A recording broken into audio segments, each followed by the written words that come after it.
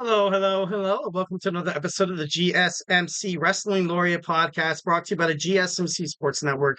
I'm your host, Eric Rodriguez, here every Monday through Friday, 8 p.m. Pacific time, 11 p.m. Eastern time, here to talk about everything in terms of professional wrestling, all the action inside and out. Also, some of the backstage rumors, behind the curtain drama. We talk about promotions from the NWA, WWE, AEW, MLW, Stardom. If it makes professional wrestling news headlines, we talk about it here on the GSMC Sports Network, the GSMC Wrestling Laureate podcast, first and foremost.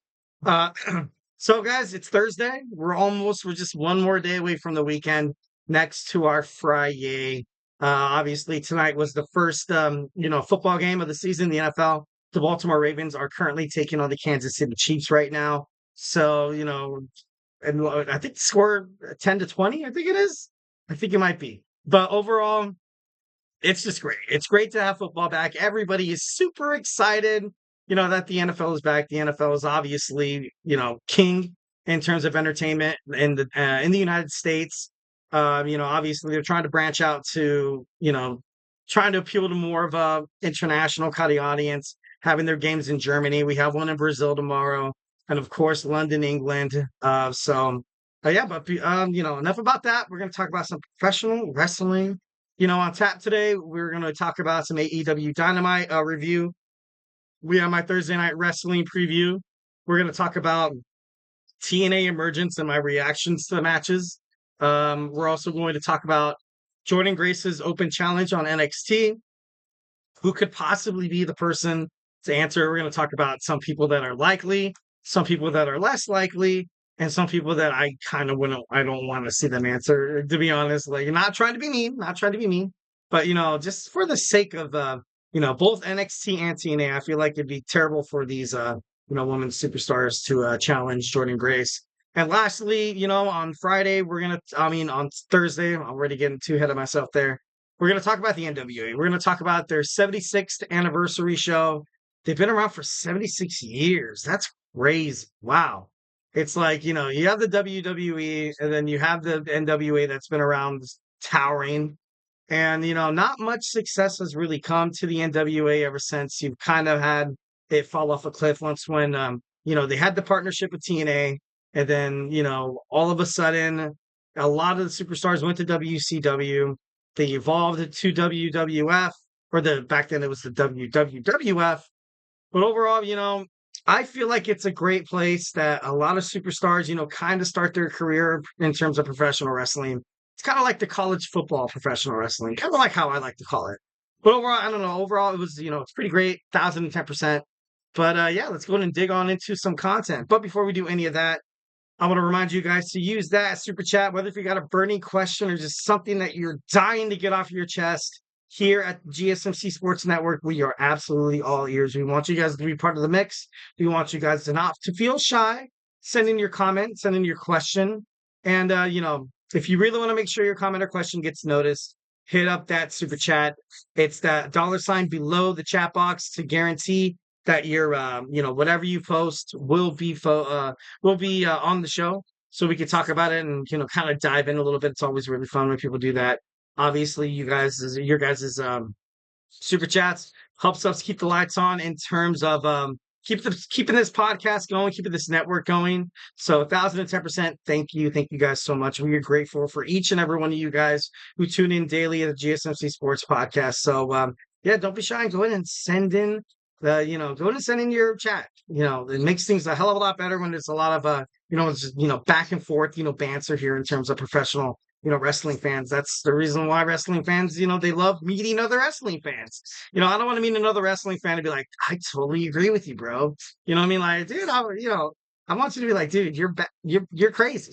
You're crazy. So definitely 1,010%. Make sure you hit up that super chat, hit up those super stickers, because you guys are super awesome. And together we will make sure this show is as fun, bigger, better, and stronger than ever. Once again, if the super chat is not your thing, hit up tips and donations link at the GSMCpodcast.net. Tell me what you like. Tell me what you don't like. Superman punch that like a subscribe button to the show. Follow the show. Follow the network here at the GSMC Sports Network. We do love a lot of peace, love, and positivity 1,010% of the time. Obviously, feedback is a gift. So, I'm happy just to get just to get some comments or questions from you guys.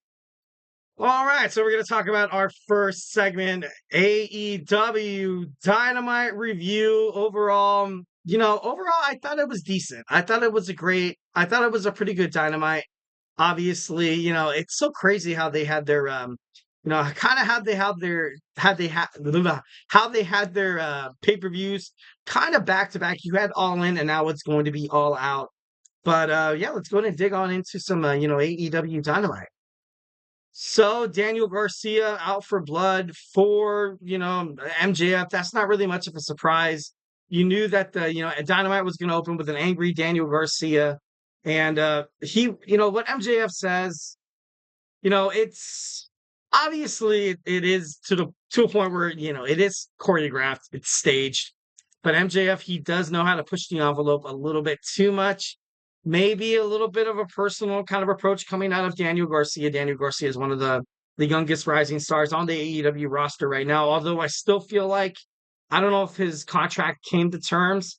I still feel like it's kind of on the fence, like this maybe factor to it. But this is huge. This is going to be a great match at All Out on Saturday. I can't wait to see it.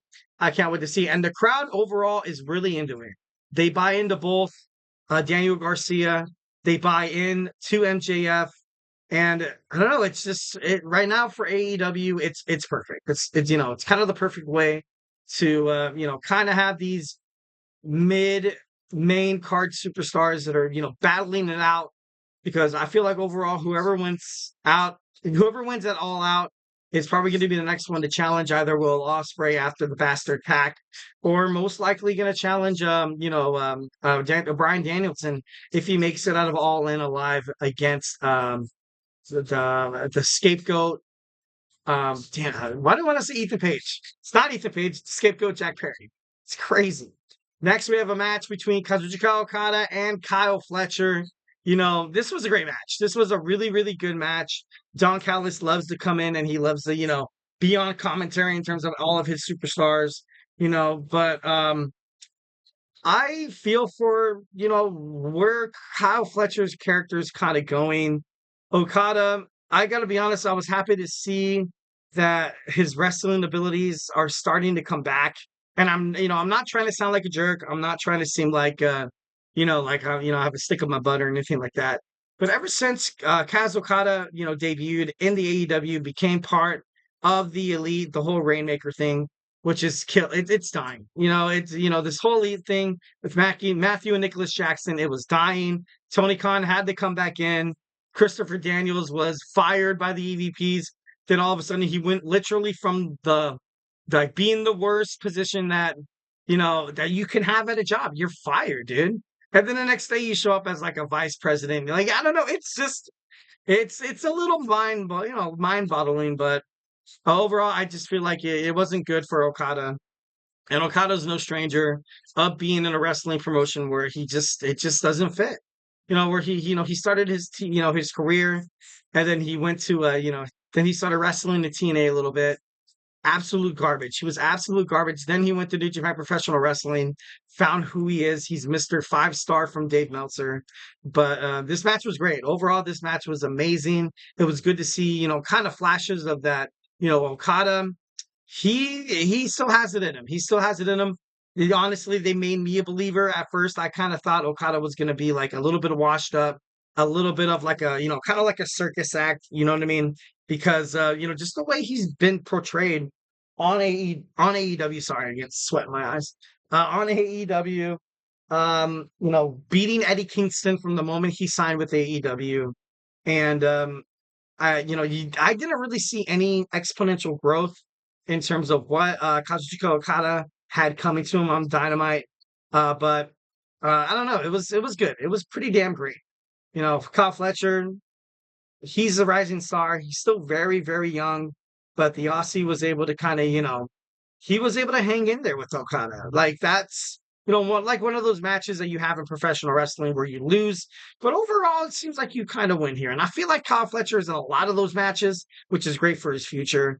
But yeah. But before the match, you saw Mark Briscoe gave a hilarious promo before the match, but obviously that's Mark Briscoe. The Ring of Honor World Heavyweight Champion.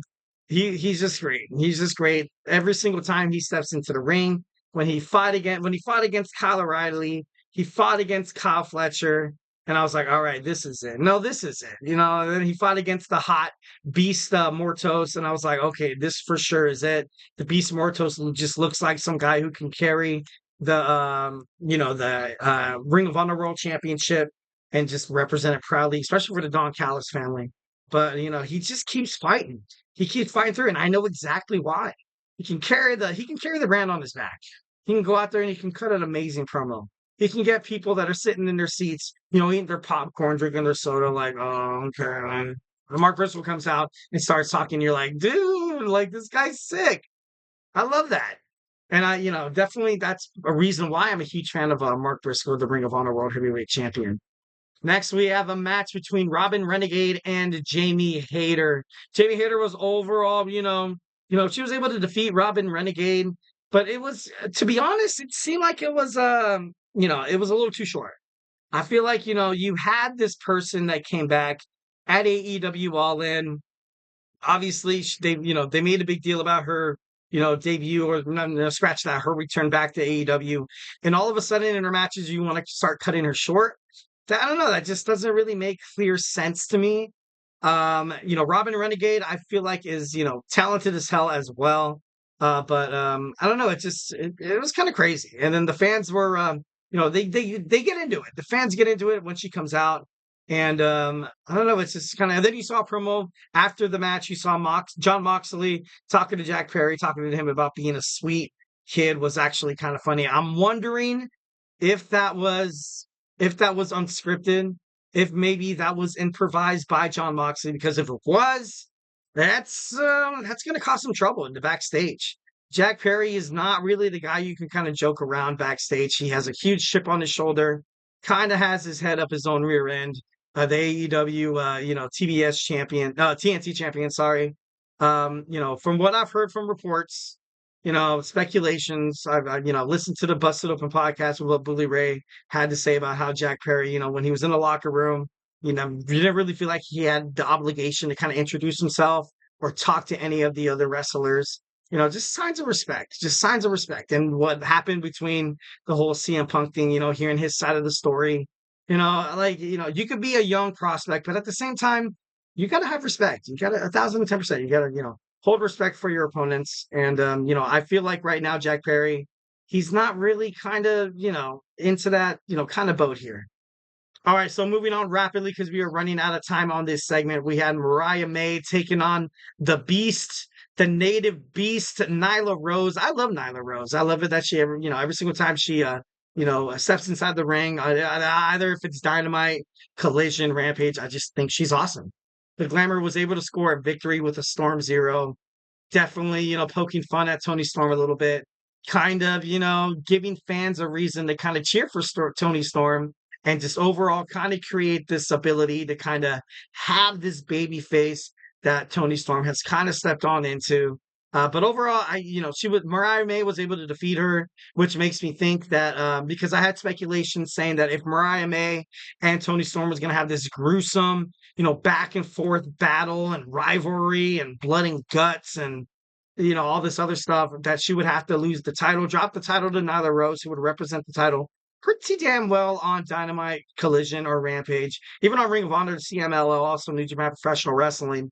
But I don't know, it was kind of cool. It was kind of cool to see Mariah May kind of step up a little bit. She's for sure being taken seriously, and that's all you really want to see. Next, we have Pac, Wheeler Yuta, Claudio Castagnoli taking on Will Ospreay, the AEW International Champion, Orange Cassidy, and Kyle O'Reilly. Overall, you saw the BCC and Pac defeat Ospreay in a conglomeration. I think heading into their match, it seems kind of fitting. You still, Will Ospreay is a hell of a competitor. He's come off a huge match defeating MJF. And, you had somebody like Pac kind of step up. Pac hasn't had that much success, in AEW besides winning a title shot. But overall, I just thought it was kind of crazy. And I love how Orange Cassidy, his lazy kind of persona. It's just hilarious. It's just hilarious. It's funny as hell. It's pretty cool. And, I don't know, I thought it was, kind of cool. Kyle O'Reilly definitely think could do, much better than where he's at right now. I feel overall that, he could challenge somebody like Jack Perry. He's honestly that damn good inside the ring. But, he's, just racking up losses after losses after losses. All right, and lastly, we're going to talk about how that SOB, that monster, Hangman Adam Page lit the childhood house of Swerve Strickland on fire. I recently on my Wednesday show did a new segment on how he was so happy that he finally made a contract. He bought the house back for his mom. His mom was devastated when it foreclosed. Him as a young man wanted to do so damn much, but was not able to do anything because he didn't have the money. Now that he had the money, signed an amazing contract, and Hangman Adam Page lights it on fire. Like it's just, I don't know. It's I thought something was going to be, something was going to be, made out of this when you saw Swerve Strickland buy the house, but I don't know. It was, it kind of came as a shock. I was like, dude, like it was like one of those like cliffhanger things on TV shows where you see like a shocking thing. For me, it was Game of Thrones. You see Eddard Stark being beheaded. You're like, holy shit, like that's crazy. All of a sudden, you wake up and you're like, damn, a lot of twists and turns in this program. All right, guys. So hey, do not go anywhere. We're going to jump on into my Thursday night wrestling preview. We're going to step into the ring of TNA. We're going to step into the world of Ring of Honor. So hey, do not go anywhere.